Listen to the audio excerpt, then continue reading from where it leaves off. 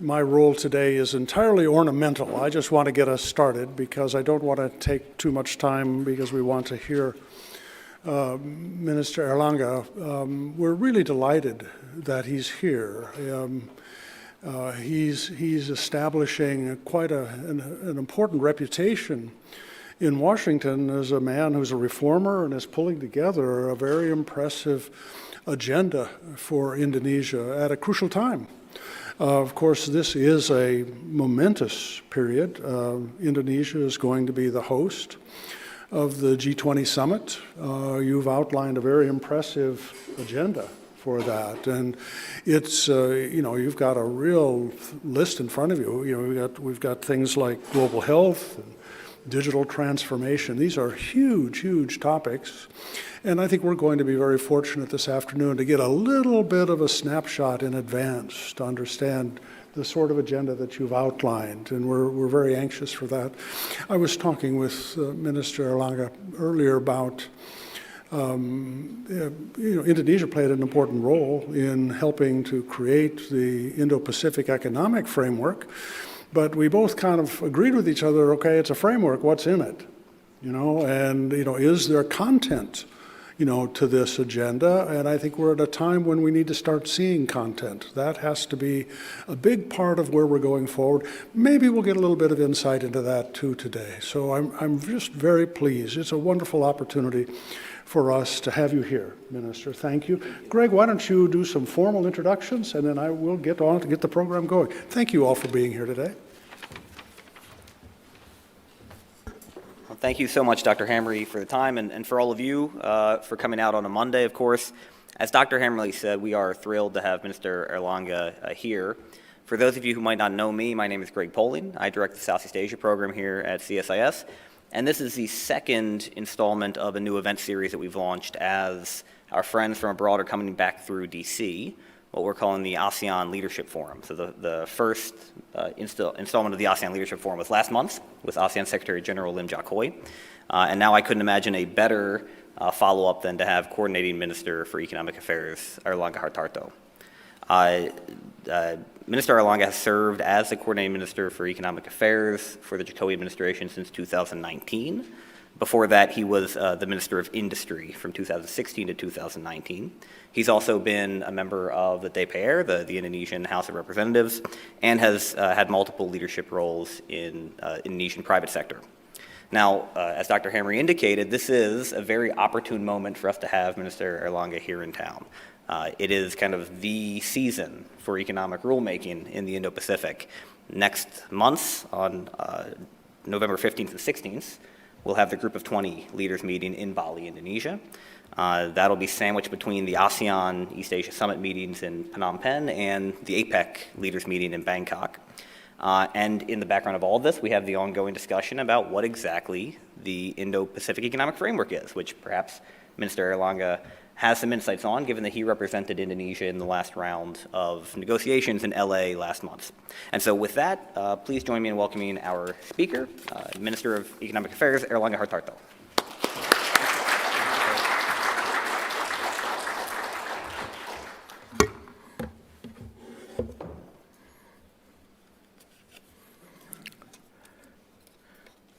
Thank you, Honorable Dr. John Hamre, President, and Greg Poling.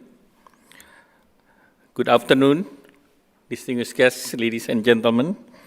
Coming with me, Minister of Industry, Bapak Agus Gumiwang Kartasasmita, and Ambassador Rosan Ruslani. It is a privilege for me to speak here at the Center for Strategic and International Studies, a leading global policy research institution, and in this vibrant city of Washington, D.C., which is always provide a perfect setting to have a thought-provoking conversation. It is also fair that the current global issue make this visit indeed a very timely one. I would like to share some personal reflection on what Indonesia has gone through in the recent years, especially dealing with COVID-19, and how this experience shaped my view on the current global challenge and the opportunity in Indonesia further reform the economy. Distinguished guests, ladies and gentlemen, I am pleased to report to you that our economy has done very well. Economic rebound from the COVID-19 pandemic continue at rapid pace. In the last quarter, our growth is 5%. In the Q2 is 5.44, and we expect that at the year end, our economic growth is around 5.2%. So the IMF has kept the Indonesian economic growth forecast at optimistic, around 5.3%, despite the global economic growth forecast is around 3.2% for the years, and from the forecast 3.6 in the April 2002. IMF also expecting 143 economies, almost 92% of the world GDP, has growth at weaker pace in 2023 than the projected 6 months ago. IMF expect that Indonesia is fastest growth, about 5% in compare with the global 2.7. And our economic growth has been broad-based. The resurgence of domestic demand, both consumption and investment, has been consistently supported by the robust external sector performance.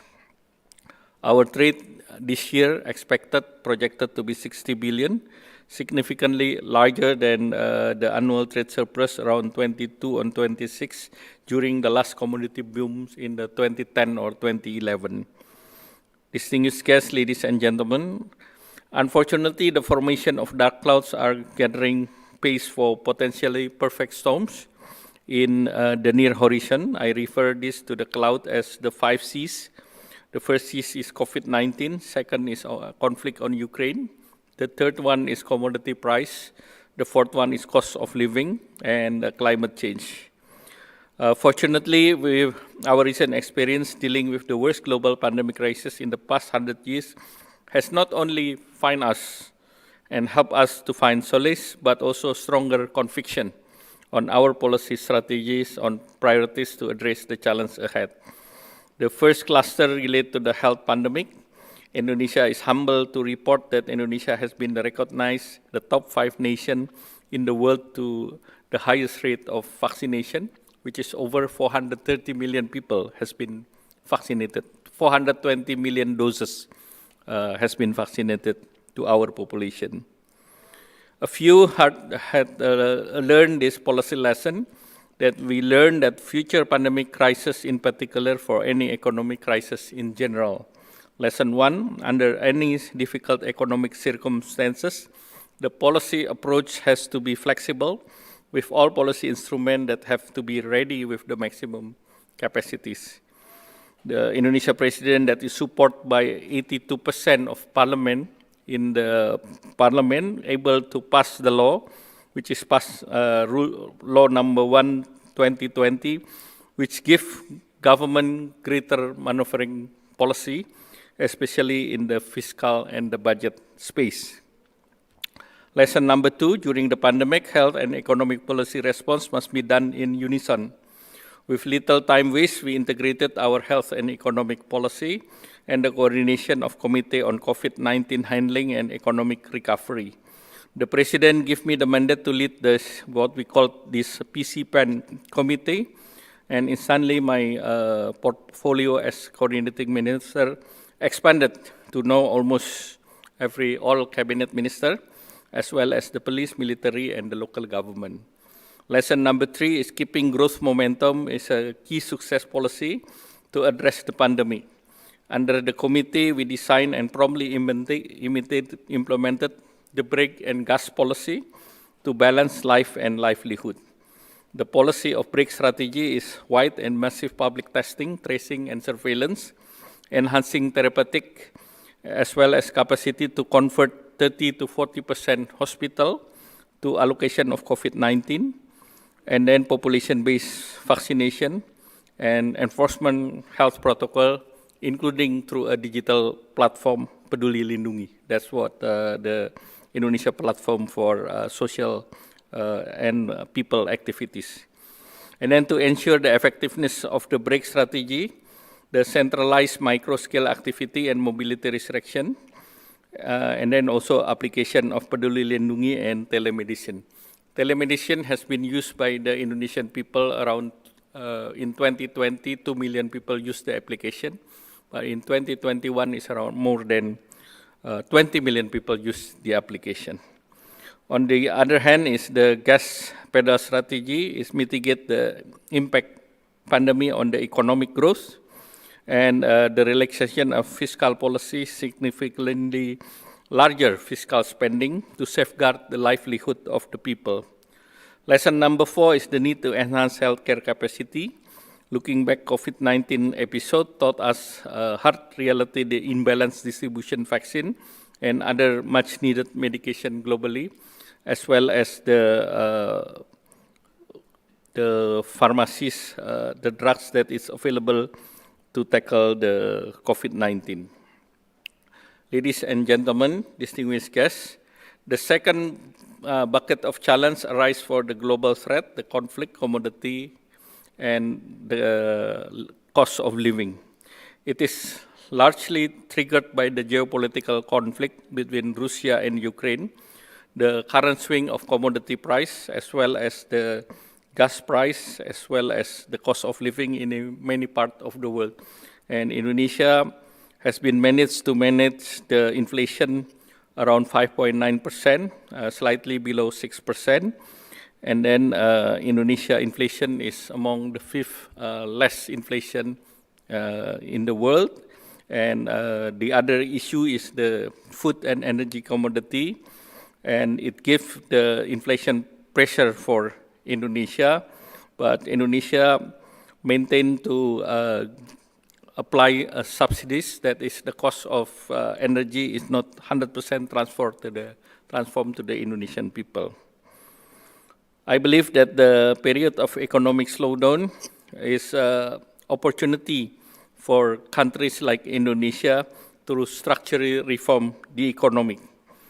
And during this period, Indonesia passed the Omnibus Law, which is an integrated reform affecting about 70 laws across 11 economic clusters, which is under the normal circumstances, it takes probably 70 years to complete. So we did it during the COVID-19 pandemics.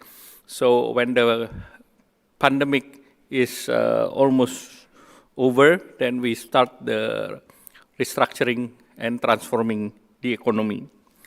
Indonesia took the opportunity also to develop the transformation of digitals.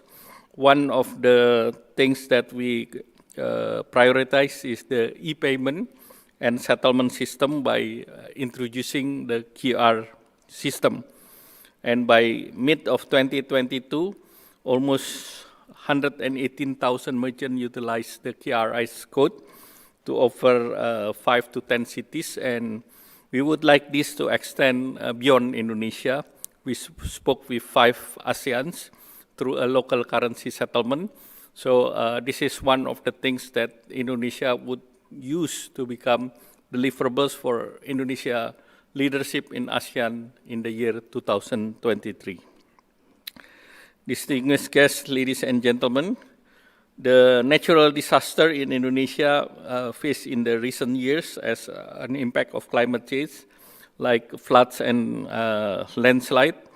However, Indonesia already committed to the Paris Agreement that our NDC will cut our carbon emission by 29% at the latest of 2030 and net zero carbon emission by 2060 or earlier. We have adopted 2 broad approaches to meet the target through energy diversification and second through energy conservation measures.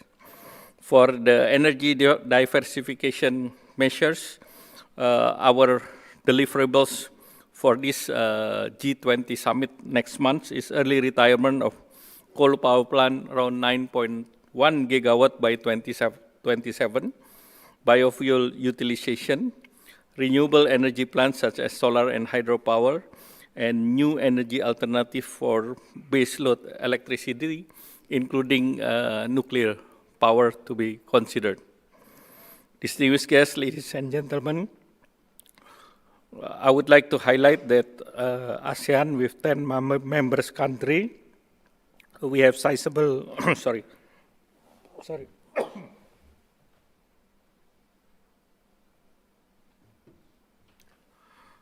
We have sizable economic and we are involved in the RCEP, or Regional Comprehensive Economic Partnership, which is the first introduced 2011 when Indonesia chaired the ASEAN. The attractiveness of such agreement is now even higher. The global supply chain, as well as we expect that great trade facilitation to eliminate 92% of tariff and custom and duties. Beyond the RCEP also allow exchange of information among the competition authorities. In addition, in March 2020, Indonesia involved in the launch of Foreign International Monetary Authority with US Federal Reserve. Bank Indonesia secured access to FEMA around 60 billion repurchase agreement. So I think it will be support the QRS payment code as mentioned before. As a G20, as G20 members, we also underline the agenda that Indonesia support, that is on the global public health system, which is the financial intermediary fund is one of the deliverables that will prepare during this G20 meeting about 1.4 billion as a seed capital. That's hopefully this can be implemented further. And then also the transformation of digitalization, food and energy security, as well as the green transition. And the further partnership for global infrastructure and investment, a collaboration initiated by G7 Economics to support the financing infrastructure and development in the emerging market as well as the Indo-Pacific. So Indonesia has been discussing with the US administrative on these issues, and President Biden will launch this initiative during the G20 meetings on November. We also welcome the IPEF, as the President John Humphrey said earlier, that Indonesia hope that this IPEF can have some deliverables on those 4 pillars. It is very important for a country like Indonesia that the framework is beyond the concept as well as beyond the empowerment of each pillars, but the deliverables of projects that can be affected or that has an impact for the Indonesian people is more important. So we are looking forward that the IPEF can have the commitment as well as the consensus among the countries that involve, and we hope that within 1 year, Indonesia and other countries can have an agreement on those issues. With that, let me stop here, and thank you again for opportunity to be here today. Thank you.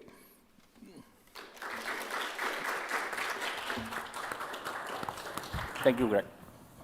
Thank you so much, Minister Airlangga. So we're going to open the floor to questions momentarily. For those who would like to ask a question, if you're here in the room, you can raise your hand or walk over to the stand mic, which we have set up. For those online, you have an option to type your questions in, and we'll read them. And I'll try to give equal time to those watching online and in the room.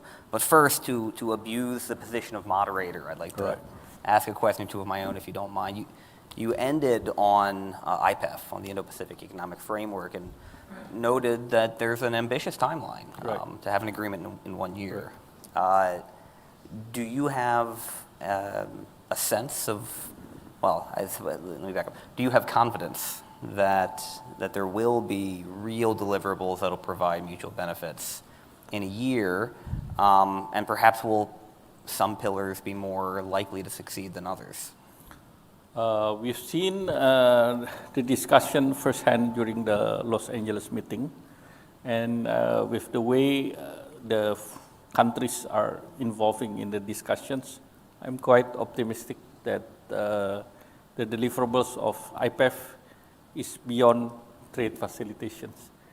And the things that we concern, of course, there are some value within the IPEF that should be compromise or consensus, because the members have different social background to the agreement.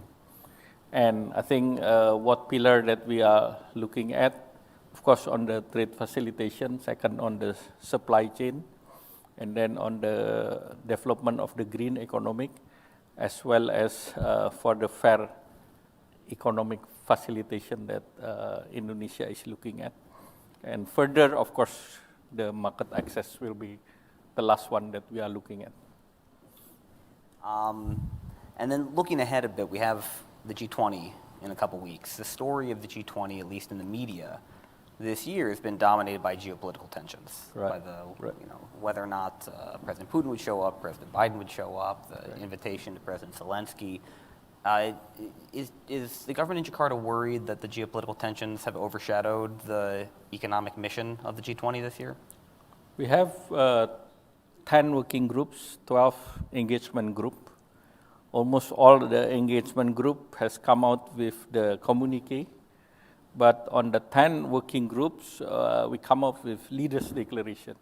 It means that the geopolitical tension was appear in the 10 working groups, which is the Indonesian, of course, approach that other than geopolitical issues, basically most of the G20 members are agreed upon the deliverables, as well as the leaders' declaration.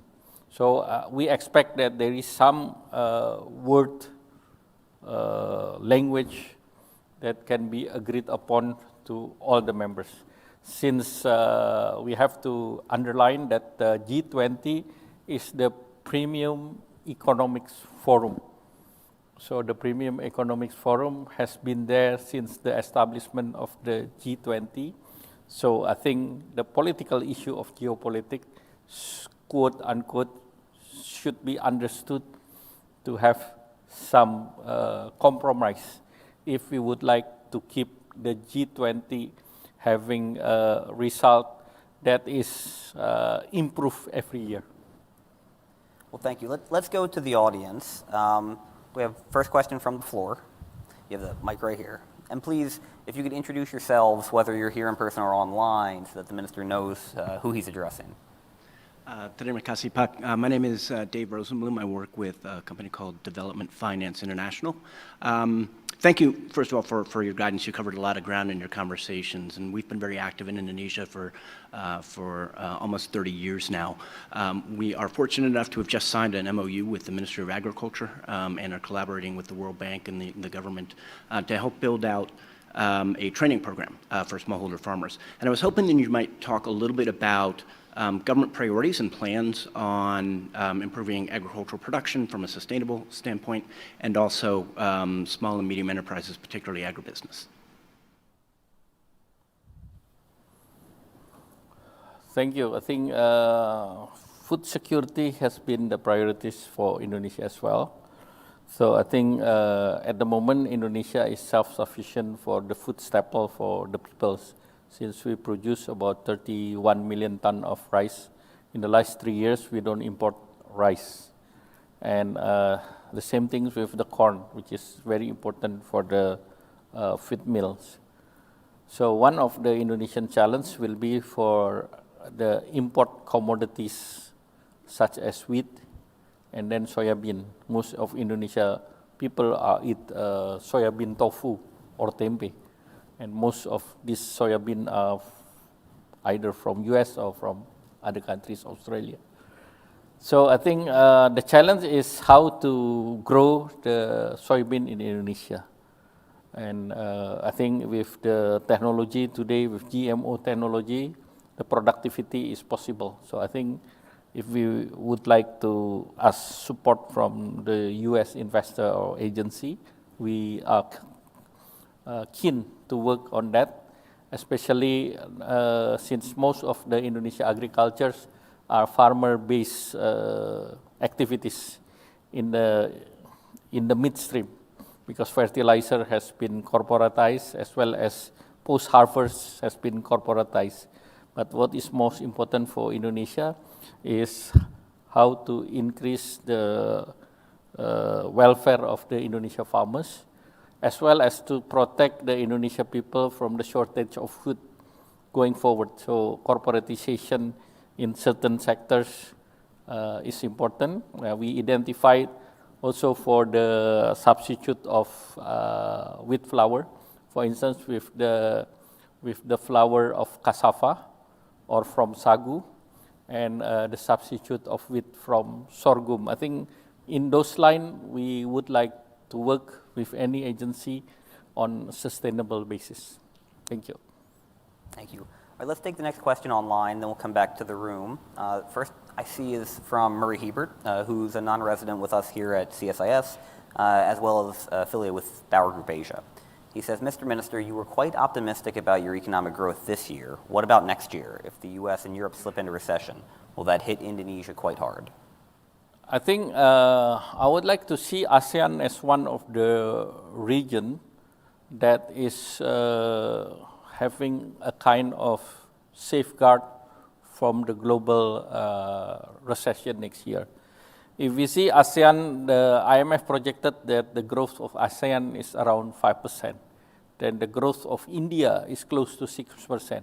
The growth of China, of course, subject to the current developments, will be around 4%.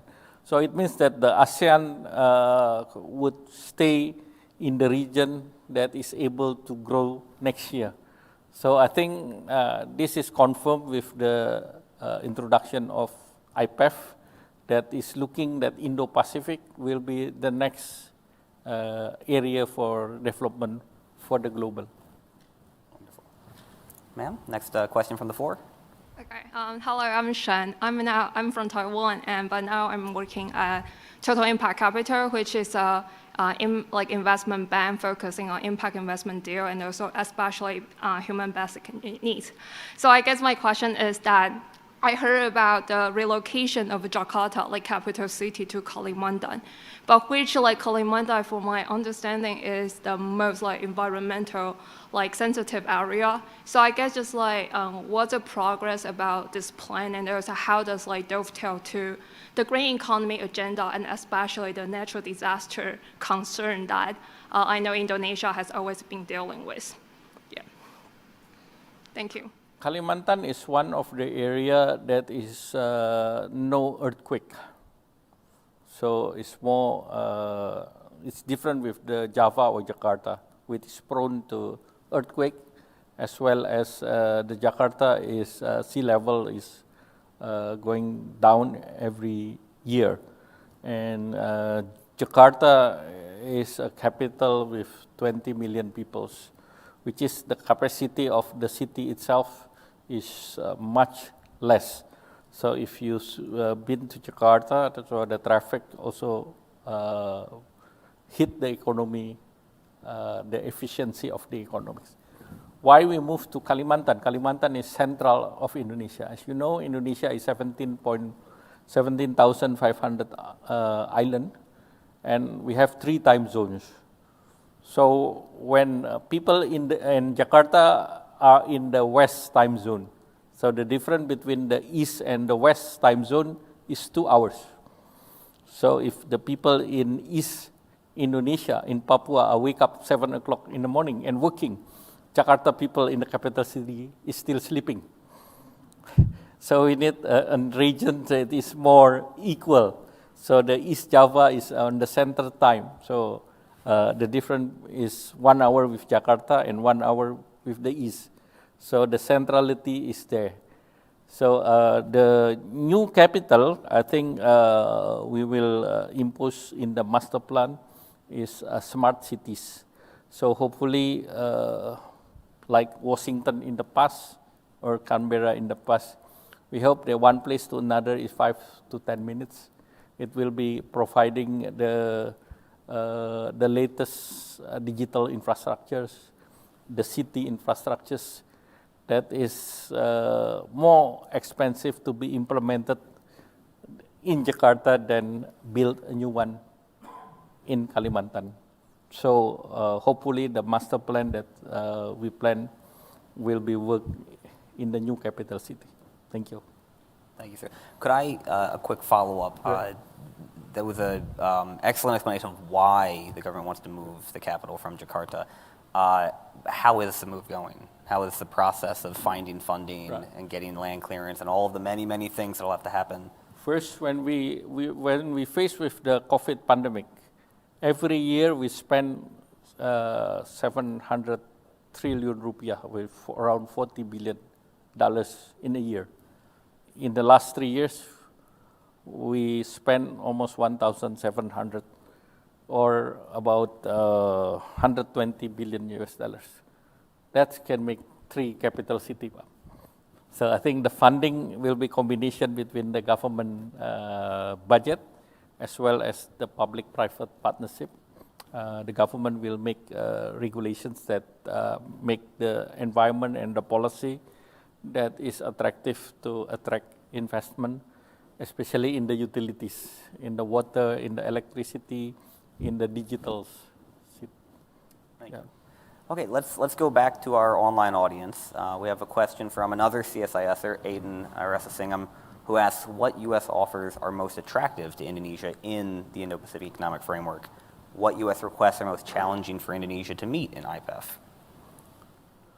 I think most of the things that are attractive for Indonesia is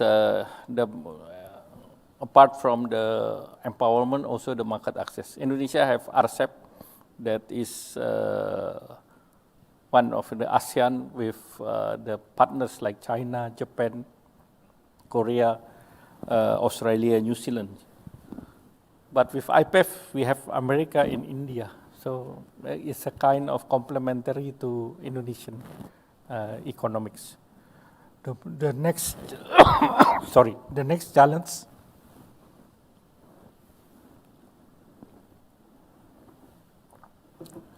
The next challenge, of course, the value. There is some value that is based on us in Asia, is quote unquote can be not the same with the value of the other partner. So we are keen to see that part and the challenge for us. Thank you. Any other questions in the room at the moment, or I'll go to another one online? All right. So next we have Narapat Ratanakit from my alma mater, American University. How can Indonesia help the U.S. through IPEF, particularly supply chain resilience? You can see where the mind of Washington is at the moment. Yes, I think we have to look that Indonesia is able to quote unquote complement the supply chain from China. Indonesia has the market, Indonesia has the investment climate, as well as Indonesia have some strong comparative advantage, especially in the steel productions, in the digital environment, including the raw materials for the semiconductors. So I think the new commodities for digital is semiconductors.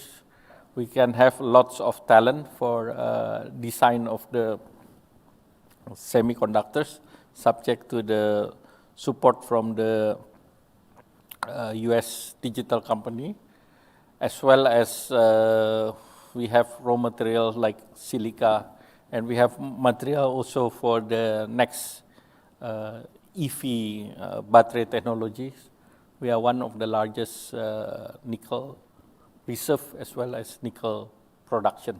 So I think that can support the US automotive industry, which is today most of the car manufacturers have a backlog because of these semiconductors. And we are in discussion with Ford Motor companies to establish the EV in Indonesia. Thank you. Next, we have Camille Bismonte with Albert Stonebridge Group, who is in the room but sent her question in virtually anyway. Camille said, are there any priorities from the G20 that Indonesia plans to continue through its ASEAN chairmanship next year? I think most of the issues that Indonesia prioritized in the G20, such as on the health issues, we will continue. Second, on the digital transformation. The third is on the energy transformation. And the number four is the food security. I think all that four will be continued under ASEAN chairmanship. Anybody else have a question, or I will jump back into the queue myself? All right, well, while they gather their courage, one thing that's clearly top of mind for the Biden administration is the decarbonization pillar of IPEF and the need for an energy transition in the region, made all the more difficult by the fighting in Ukraine and the skyrocketing prices of energy as a result. Indonesia is a producer and exporter of coal, of oil, and faces its own energy crunch. How is Jakarta thinking about this, particularly at this moment when it chairs G20 and will chair ASEAN? First, during this energy crisis, which the price of gas and oil has been making one of the headwind of the inflation, which is not good for Indonesian people as well as the global people at large. So, on the other hand, the energy transition was halted because of this. So, we see the skyrocketing of the coal price in the last 2 years. And even during the coal trans seminar, it can be extended at least until end of next year or even more. Because in order to get a substitute of coal through gas is still very scarce. So the issue will be how the energy transition can be made and energy transition make it viable to substitute the coal. So one of the discussion that we have in the renewable energy, Indonesia is developing the hydro power, which able to produce up to 12 gigawatt in the North Kalimantan. Second is to promote the solar energy, which is based, Indonesia has a lot of water reservoir in lake. We can use a floating solar, which is the cost will be more effective because you don't clear the land, which is usually the capital cost is higher. The third, you can develop the geothermal. Government are working with, even with US company, with Chevron, to produce more from geothermal. And the last one is, the fourth one is we are discussing also for developing modular nuclear power energy as a model. So it's scalable. So that in that range, then we can keep our energy transition according to our Indonesian plan. Keeping with the pillars and priorities of IPEF and the G20 for a moment, you mentioned the digital economy and Indonesia's comparative advantages in digital trade, given the size of the market. Indonesia just passed its new digital privacy law, which is going to be, I'd imagine, a point of contention with the U.S. and Japan and some others in the IPEF negotiations. Where do you think the middle ground lies here on digital economy? Our digital law on data flow as well as the individual data protections address those issues. We have discussed with many countries in the regions that the Indonesian law on the private protections are in par with the best practice globally. That's why Indonesia developed a special economic zones in the island that is close to Singapore, that is Batam. So we aim to develop the data center there And after enactment of this special economic zone, is already attract investment equivalent to 200 megawatt. So that data center will cater for the regional and global market. Thank you. Any others in the room? Yes, ma'am, another? Please.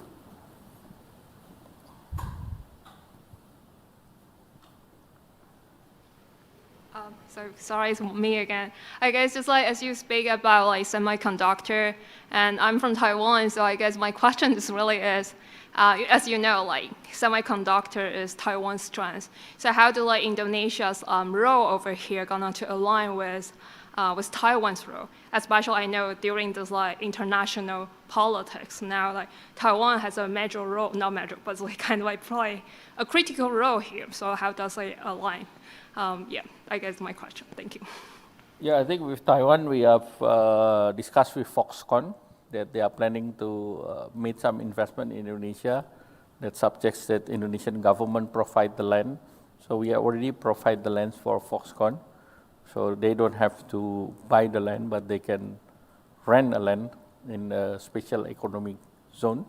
So we are working on that line. And as far as NTAC, we know that NTAC has commitment of investment in Japan as well as in other countries, which the government gives some grant. So we are also looking into more concrete. It depends on the investor itself, on the negotiation basis. Yeah, thank you. All right.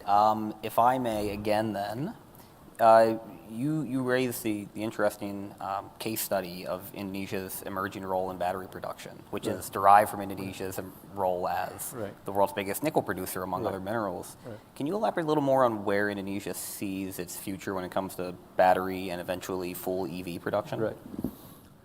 First of all, the battery technology that Indonesia will be critical in the future is based on nickel, cobalt, mangan, since nickel, cobalt, mangan is available in Indonesia.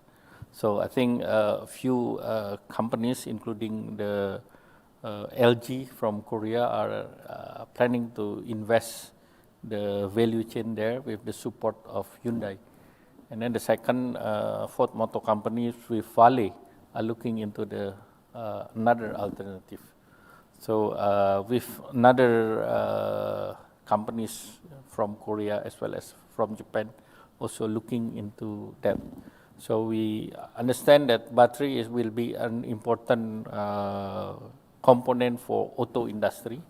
But the second is the battery also important for development of the other renewable energy, either wind or solar, which usually if you can use the secondary battery from automotive for energy, then it can be another cheaper source to keep the energy afloat. Yeah, thank you. Well, we have only a few minutes left, so if you don't mind, I'd like to ask a question of you, not as Coordinating Minister for Economic Affairs, but as leader of the Golkar Party. Right. There will be an election in Indonesia in 2 years now. 2 years now. Will we see Airlangga Hartarto on the ballot? I think thank you for you are wearing the yellow ties. It seems that your commitment to Golkar is very big. We are the yellow jacket family as well as the yellow color, and yellow is a color of champion. So I think our aim is that I think most likely we'll be there, hopefully. All right. And I wish I could say that I put as much effort into my ensemble every morning as you give me credit for. All right. Any final thoughts? Otherwise, we will let the Coordinating Minister on with his very important day. All right. Well, in that case, please join me in a round of applause for our guest.